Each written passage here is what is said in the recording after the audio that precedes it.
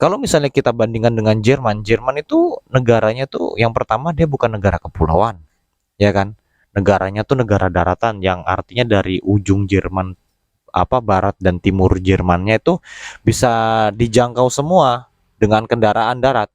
Makanya nggak akan pernah bisa orang Jerman sekalipun atau orang Jepang sekalipun dibawa ke Indonesia untuk menyelesaikan permasalahan di Indonesia, tidak akan bisa selesai, tidak akan bisa selesai. Yang jelas, cara menyelesaikan permasalahan ekonomi di Indonesia itu harus dilakukan oleh orang Indonesia sendiri, karena orang Indonesia sendiri yang lebih tahu.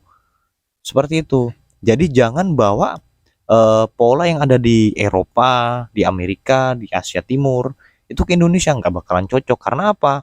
Negara-negara Eropa, negara-negara Amerika, negara-negara Asia Timur itu yang negara kepulauannya model ke Indonesia itu nggak ada seperti itu. Assalamualaikum warahmatullahi wabarakatuh. Kembali lagi di channel Beta Punya. Jadi kenapa sih tingkat kemiskinan di Indonesia itu sangat tinggi? Terus kalau cari pekerjaan di Indonesia itu kalau sudah umur 25 tahun ke atas itu seolah-olah kita sudah tidak bisa bekerja gitu kan. Seolah-olah kalau umur 30 tahun ke atas itu kita mau cari pekerjaan itu sulit begitu. Sekalipun ada lowongan pekerjaan tuh maksimal umur sekian, maksimal umur sekian, maksimal umur sekian. Semua seolah-olah dibatasi dengan usia begitu loh. Jadi seolah-olah usia di atas itu tidak produktif. Nah, kita ada satu Bunda Korla itu kan. Bunda Korla dia pernah curhat di media sosialnya. Kalau di Indonesia itu cari pekerjaan itu sulit, tidak semudah seperti di Jerman. Ya katakan di Jerman itu pemerintahannya tuh menyediakan lapangan pekerjaan, pemerintahannya tuh mempermudah orang untuk bekerja, pemerintahannya tuh eh,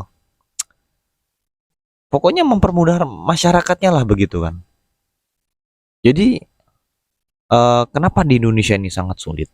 Yang pertama, kita harus koreksi dulu. Jumlah pengusaha di Indonesia itu jumlahnya jauh lebih sedikit dibanding dengan populasi penduduk. Mungkin bisa jadi nggak sampai 5%, bahkan nggak sampai 10%. Apakah cari pekerjaan di Indonesia ini sebetulnya sulit atau mudah? Jika jumlah pengusaha atau UMKM, pokoknya pengusaha ya pengusaha, itu kalau sampai 10% dari total jumlah populasi penduduk, itu kemungkinan kita tidak akan kesulitan dalam mencari sebuah pekerjaan. Ya, karena mengingat jumlah penduduk kita tuh hampir 300 juta jiwa. Artinya kalau ya minimalnya 10% lah jumlah penduduk. Dari jumlah penduduk itu adalah pengusaha, mungkin kita bisa menjadi negara yang tidak sulit mencari sebuah pekerjaan. Kalau misalnya kita bandingkan dengan Jerman, Jerman itu negaranya tuh yang pertama dia bukan negara kepulauan, ya kan? Negaranya tuh negara daratan yang artinya dari ujung Jerman barat dan timur Jermannya itu bisa dijangkau semua dengan kendaraan darat, ya kan? Terus jumlah penduduk di Jerman itu juga nggak sebesar jumlah penduduk di Indonesia loh. Jumlah mereka kecil. Yang kedua, industri di Jerman itu jauh lebih maju dibanding di Indonesia. Jadi kalau dibandingkan dengan Indonesia itu nggak apple to apple ya. Karena yang pertama, secara geografi Indonesia itu sudah terpisah dari pulau ke pulau, belum pulau-pulau kecilnya. Terus yang kedua, penyebaran penduduk kita tidak merata, ya kan? Penyebaran penduduk kita ter terpusat di Pulau Jawa saja, yang akhirnya banyak industri hanya ada di Pulau Jawa saja seperti itu. Terus lini-lini industri produksi kita itu nggak merata gitu loh. Nggak setiap 5 pulau besar ini semua punya industrinya. Bahkan Jawa dengan kemampuan produksi pangannya, Kalimantan dengan kemampuan produksi minyak sawit serta batu baranya serta minyak buminya gitu kan, Sumatera dengan apanya, Papua dengan emasnya. Artinya kita tuh nggak bisa apa ya, nggak bisa mau menyamai Jerman tuh nggak bisa. Secara penduduk kita sudah beda, secara apa industri kita juga sudah beda, terus secara geografi kita juga sudah beda. Jadi nggak bisa disamakan gitu loh, ya kan? Nggak bisa disamakan. Karena ngurus puluhan juta manusia di Jerman itu jauh lebih mudah dibanding mengurus 270-an juta manusia di Indonesia yang tersebar dari Sabang sampai Merauke yang jaraknya kurang lebih hampir 5.000 kilometer. Itu nggak semudah itu gitu loh. Sekalipun orang Jerman itu ditaruh jadi pemimpin di Indonesia, stres juga loh orang Jermannya itu. Percayalah. Kenapa begitu? Karena untuk menyelesaikan permasalahan-permasalahan, contohnya permasalahan ekonomi di Indonesia, itu harus digunakan pendekatan-pendekatan yang cocok dengan kondisi situasional atau kearifan lokal dari budaya Indonesia itu sendiri, seperti itu. Jadi kalau mau menyelesaikan permasalahan ekonomi, lakukanlah dengan pendekatan-pendekatan eh, kontekstual lokalnya, seperti itu. Kalau memang misalnya satu daerah itu kuat dalam hal perikanan, ya di situ dibangunkan industri pengolahan ikan. Misalnya di daerah itu kuat di industri, misalnya hasil minyak buminya besar, ya sudah, biarkan masyarakat yang ngebor minyak secara manual jualnya ke industri, seperti itu. Jadi ekonominya itu hanya bertumpu pada lokalan saja, seperti itu. Jangan terlalu bergantung, misalnya pangan harus bergantung sama Pulau Jawa, seperti itu. Harusnya nggak seperti itu gitu loh.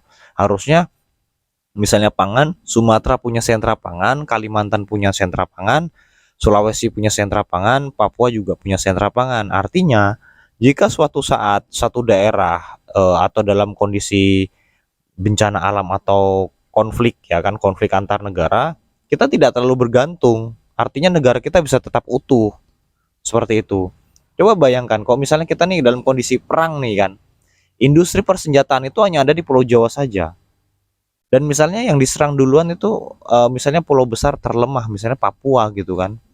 Ya Papua langsung dikuasai, nggak bisa mempertahankan diri dia.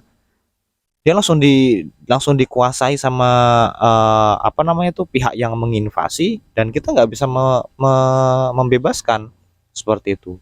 Beda halnya kalau misalnya tadi kekuatan ekonomi kita tumpukan di masing-masing wilayah gitu.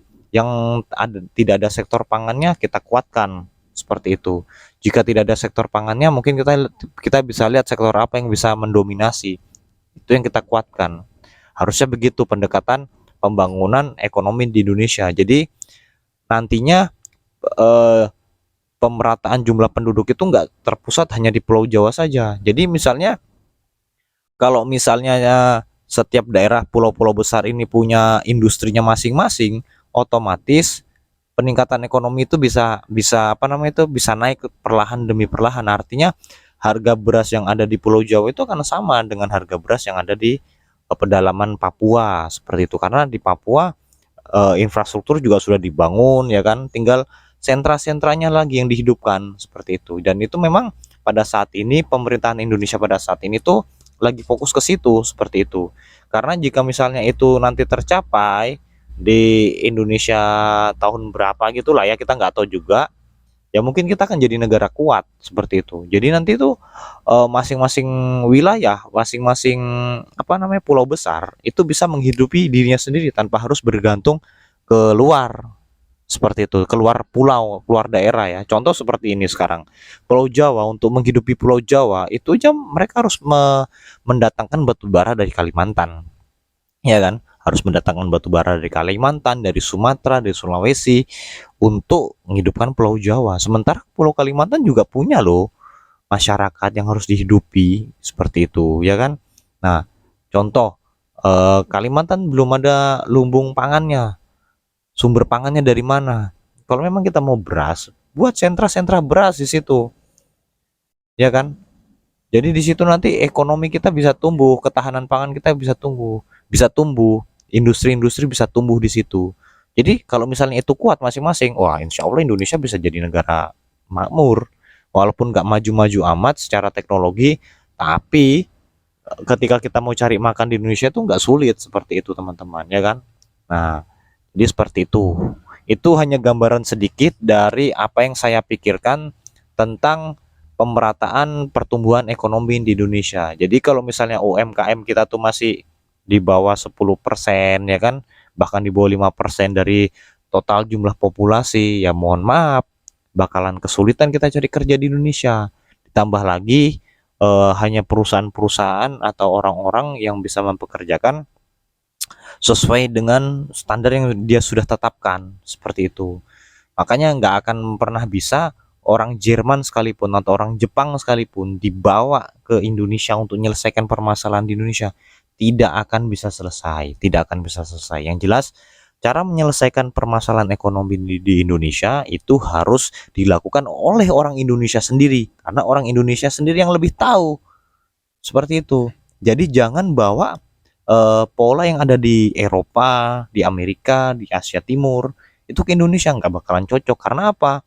Negara-negara Eropa, negara-negara Amerika, negara-negara Asia Timur itu yang negara kepulauannya model ke Indonesia itu nggak ada seperti itu. Jadi seperti itu teman-teman ya. Semoga video ini bisa membuat pemikiran kalian lebih terbuka, dan terima kasih kalian sudah mau mendengarkan saya berbicara dan berbagi pendapat. Saya ucapkan terima kasih. Wabillahi taufik walhidayah. Wassalamualaikum warahmatullahi wabarakatuh.